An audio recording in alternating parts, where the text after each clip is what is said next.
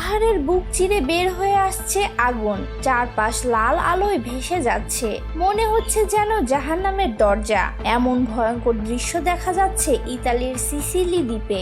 ইউরোপের সবচেয়ে বড় আগ্নেয়গিরি মাউন্ট অ্যাটোনা আবারও জেগে উঠেছে। গেল রবিবার অগ্নুৎপাতের পর নতুন করে বেরিয়ে এসেছে জ্বলন্ত লাভার নদী। সে আগুন ঝরা স্রোত পাহাড় বেয়ে নেমে গেছে। আগুনের শিখার আলোয় রাতের আকাশ লালচে আগুনের পর্দায় ঢেকে গেছে।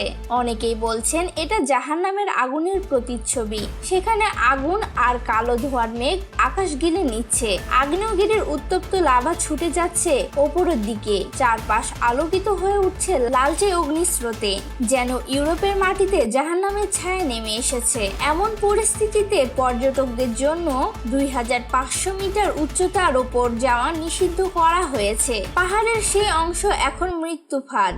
ইতালির জাতীয় গবেষণা সংস্থা জানিয়েছেন, দক্ষিণ পূর্ব ঢালের 3200 মিটার উচ্চতায় সক্রিয় নতুন ভেন্ট থেকে লাভা বের হয়ে দক্ষিণ পশ্চিমের দিকে ছুটে যাচ্ছে।